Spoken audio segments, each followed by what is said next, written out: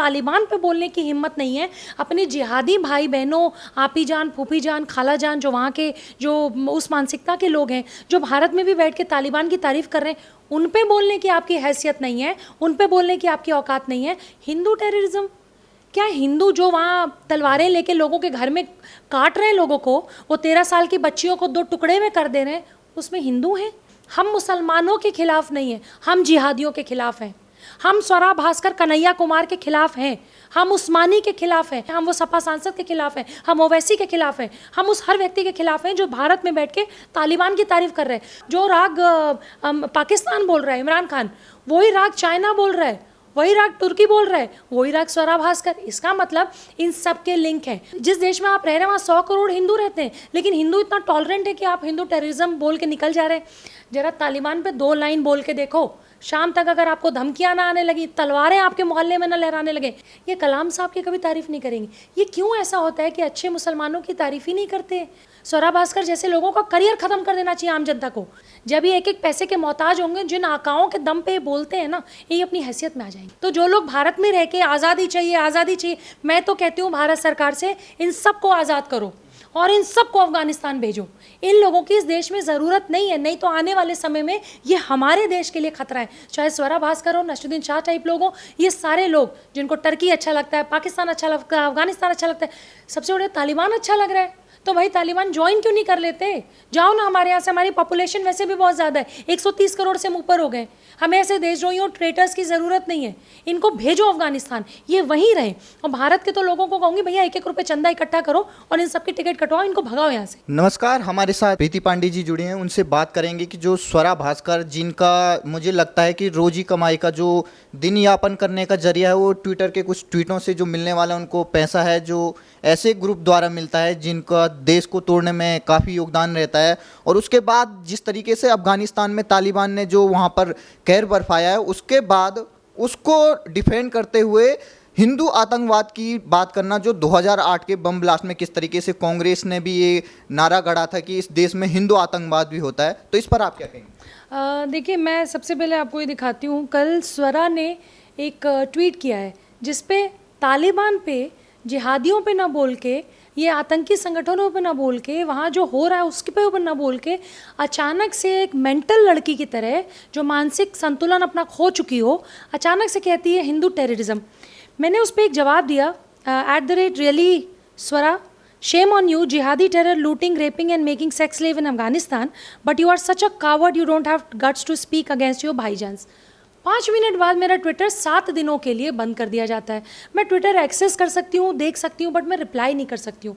तो मेरा ये कहना है कि जब स्वरा भास्कर जैसे लोग जो 100 करोड़ की किटी में नहीं आते, उनकी कोई पिक्चर 100 करोड़ की नहीं चलती, ये जो इतनी महंगी लाइफस्टाइल ये मेंटेन करते हैं, और जो जिनको ये अधिकार है, जिनको इतना फ्रीडम ऑफ स्पीच है इस देश में, जो कॉन्स्टिट्यूशन का हवाला दे के कि हमें बोलने की आज़ादी है, हमें आज़ादी चाहिए, हमें आज़ादी चाहिए। अरे भाई, तुम कितना आज़ाद होना चाहती हो?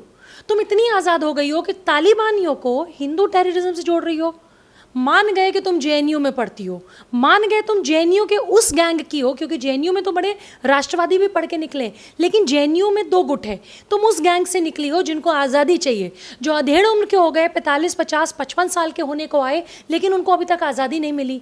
तो मैं कन्फ्यूज़ भी हूँ। मेरे स्वरा को लेकर देखिए, आपके चैनल पर आपके व्यूअर्स से भी पूछना चाहती हूँ कि भाई पहले डिसाइड कर लो कि वो अधेड़ उम्र की स्टूडेंट है या वो किसान नेता है जो टिकरी बॉर्डर और कौन कौन से बॉर्डर पे घूम रही थी, वो अपना स्टोल पहन के। फिर ये अचानक से तालिबान की जब बात होती है तो तालिबान पे बोलने की हिम्मत नहीं है अपने जिहादी भाई बहनों, आपी जान, फूफी जान, खाला जान, जो वहाँ के जो उस मानसिकता के लोग हैं, जो भारत में भी बैठ के तालिबान की तारीफ कर रहे हैं, उन पे बोलने की आपकी हैसियत नहीं है, उन पे बोलने की आपकी औकात नहीं है।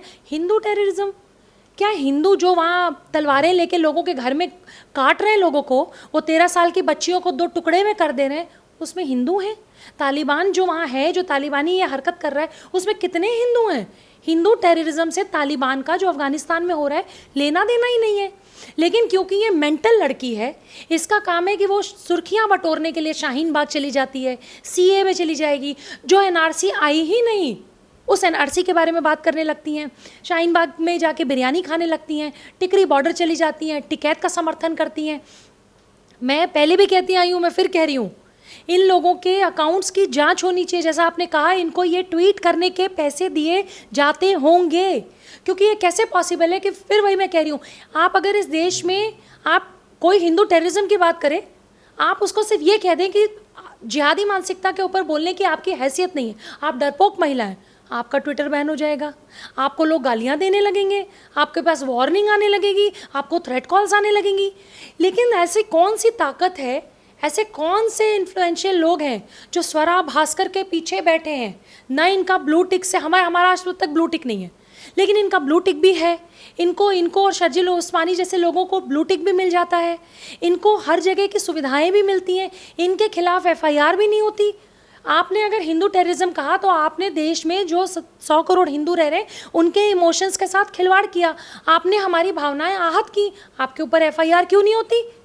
आपके ऊपर एफआईआर होनी चाहिए। मैं तो उन सारे लोगों से कहूँगी जो भी हिंदू टेररिज्म की बात करता है, कितने हिंदू टेररिज्म की अगर आप बात कर रहे हैं तो पूरे विश्व में कितने ऐसे हिंदू ऑर्गेनाइजेशन हैं जो लोगों के घर में नारा लगा के अल्लाह अकबर बोल के काट रहे हैं और मार रहे हैं। कलाम और कसाब में फ़र्क है। जो लोग, हम आपके इस इंटरव्यू के बाद बहुत सारे लोग हम लोगों पे भी मैसेजेस करके अटैक करते हैं। मैं फिर कह रही हूँ, हम मुसलमानों के खिलाफ नहीं हैं, हम जिहादियों के खिलाफ हैं। हम स्वरा भास्कर कन्हैया कुमार के खिलाफ हैं, हम उस्मानी के खिलाफ हैं, हम उस हर व्यक्ति के खिलाफ हैं, हम वो सपा सांसद के खिलाफ हैं, हम ओवैसी के खिलाफ हैं, हम उस हर व्यक्ति के खिलाफ हैं जो भारत में बैठ के तालिबान की तारीफ कर रहे हैं। जो राग पाकिस्तान बोल रहा है इमरान खान, वही राग चाइना बोल रहा है, वही राग तुर्की बोल रहा है, वही राग स्वरा भास्कर। इसका मतलब इन सब के लिंक हैं। हम तो कहते आए कि भैया बॉलीवुड की जांच करो, एनआईए को बॉलीवुड की जांच करनी चाहिए। अगर आप बिल्कुल सही हैं तो आप बिल्कुल साफ पाक बाहर निकल आएंगे। लेकिन अगर आपके पास इस तरह का फंडिंग होता है, आपके पास आपको डर नहीं है। जिस देश में आप रह रहे हैं वहाँ 100 करोड़ हिंदू रहते हैं, लेकिन हिंदू इतना टॉलरेंट है कि आप हिंदू टेररिज्म बोल के निकल जा रहे हैं। जरा तालिबान पे 2 लाइन बोल के देखो, शाम तक अगर आपको धमकियां ना आने लगी, तलवारें आपके मोहल्ले में ना लहराने लगे। बैंगलोर की घटना आपको याद होगी, फ्रांस में तो उस प्रोफेसर का गला तक काट दिया गया, लखनऊ में हत्या तक हो गई कमलेश तिवारी की। वो कौन कौन से मंदिरों में घुस के जो है ये साधु संतों की हत्या हो रही है, ये सब पालघर में सब हुआ। तो कहीं ना कहीं इन लोगों के पीछे बहुत ताकतवर लोग हैं जो सरकारों को ढूंढने की, नहीं तो आज स्वरा भास्कर हिंदू टेररिज्म की जो बात कर रही है, इसको लाइटली लेने की बिल्कुल ज़रूरत नहीं है। ये कहीं ना कहीं आने वाले समय का अंदेशा है कि ये वो लोग हैं जो भारत में बैठ के तालिबान को, ISIS को, दाऊद को, अबू सलेम को सपोर्ट करते हैं, इस तरह के मानसिकता के लोगों को सपोर्ट करते हैं। ये मोहम्मद आरिफ साहब जो केरला के गवर्नर हैं, उनकी कभी तारीफ़ नहीं करेंगे, ये कलाम साहब की कभी तारीफ़ नहीं करेंगे। ये क्यों ऐसा होता है कि अच्छे मुसलमानों की तारीफ़ ही नहीं करते? ये कन्हैया कुमार के साथ आज़ादी मांगेंगे, ये कभी हिंदू टेररिज्म की बात करेंगे, कभी हिंदू देवी देवताओं को गाली देंगे, कभी JNU में उल्टी सीधी बातें करेंगे। इनके ऊपर स्ट्रिक्ट एक्शन होना चाहिए भाई। सेक्युलरिज्म का मतलब ये थोड़ी ना कि आप किसी एक कम्युनिटी को प्लीज़ करने के लिए, खुश करने के लिए रोज़ हिंदुओं को गाली दें। और हम बेवकूफ़ हिंदू बैठे जो इनकी बातें सुनते रहते हैं, इनकी फिल्में तक देखने जाते थे हम। स्वरा भास्कर जैसे लोगों का करियर खत्म कर देना चाहिए आम जनता को। आम जनता अगर कुछ नहीं कर सकती, इतना कर सकती है, स्वरा भास्कर का करियर खत्म कर दो। स्वरा भास्कर का एक भी फिल्म, एक भी सीरियल, एक भी OTT प्लेटफॉर्म जिसमें स्वरा भास्कर रोल करती हैं, आपको उसको बिल्कुल नहीं देखना चाहिए। जब ये एक पैसे के मोहताज होंगे, जिन आकाओं के दम पे बोलते हैं ना, ये अपनी हैसियत में आ जाएंगे। जिस तरीके से इसके बाद जो ये ट्वीट आए, उसके बाद सोशल मीडिया पर काफ़ी ट्रेंड चल रहा है कि अरेस्ट स्वरा भास्कर, और उसके बाद ट्विटर भी एक बायस्ड उसका एक ओपिनियन देखिए कि वो कह रहा है तालिबान को कि अगर वो ट्विटर के रूल फॉलो करेगा तो वो प्लेटफॉर्म उसको भी दे सकते हैं तालिबान को। तो देखिए किस तरीके से तालिबान का भी एक तरीके से ट्विटर सपोर्ट कर रहा है, और वहीं सिख समुदाय के सबसे बड़े योद्धा हैं, उनकी स्टैचू किस तरीके से कराची में किस तरीके से तोड़ी जाती है, उस पर भी सिख समुदाय का। देखिए, जब शाहीन बाग बैठा था तो बहुत सारे हमारे सिख भाई बहन थे जो वहाँ लंगर खिला रहे थे, बहुत सारे पंजाब से लोग आके मदद कर रहे थे। अब जब राकेश टिकैत का ड्रामा शुरू हुआ पूरे देश में, बहुत सारे लोगों ने लंगर खिलाया। जब उनकी बहू बेटियों को, जब उनके सिख समुदाय के, उनके सिख समुदाय नहीं कहूँगी क्योंकि गुरु नानक देव हमारे भी हैं, वो 10 गुरु हमारे भी थे, लेकिन जब आज ऐसे योद्धाओं की स्टैचूज़ को कराची में, लाहौर में, पाकिस्तान में, बांग्लादेश में, अफ़गानिस्तान में उनके स्टैचूज़ तोड़े जाते हैं, अफ़गानिस्तान में मंदिर तोड़ा जाता है। अभी आपको याद होगा कि कुछ दिन पहले पाकिस्तान में एक गुरुद्वारे पे भी हमला हुआ था। जब ये सारी चीज़ें हो रही हैं, या एक छोटी बच्ची जो पाकिस्तान में भी 13-14 साल की बच्ची थी, जब उसको उठा लिया जाता है, तब अचानक से जो पंजाब में बहुत बड़े बड़े नेता हैं जो टिकैत का कल तक साथ दे रहे थे, लंगर खिला रहे थे, जी वो सड़क पे बैठ जाते हैं, तब वो मोदी जी से सीए की मांग करते हैं। अरे भाई एक चीज़ डिसाइड कर लो, सीए लागू होना है या नहीं होना है, आपको सीए का समर्थन करना है या विपक्ष में बैठना है।